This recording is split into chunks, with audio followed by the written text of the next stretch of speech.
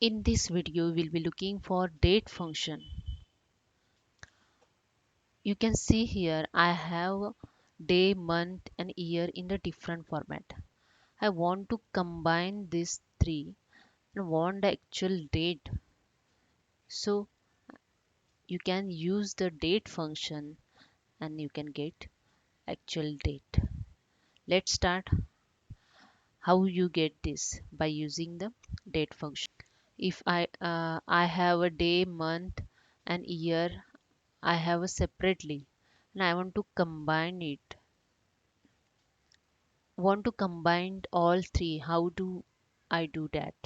There is a function known as date function. So I just keep my cursor here, date, and type a function equal to date.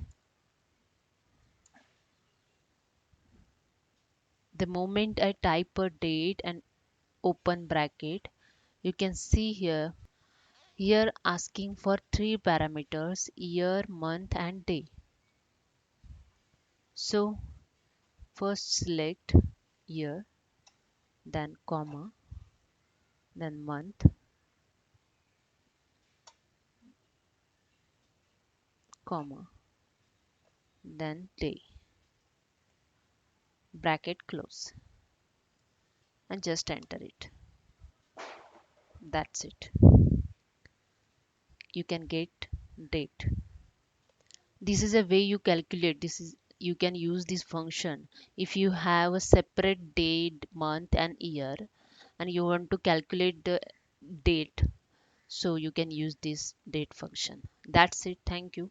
Please subscribe my channel and like it.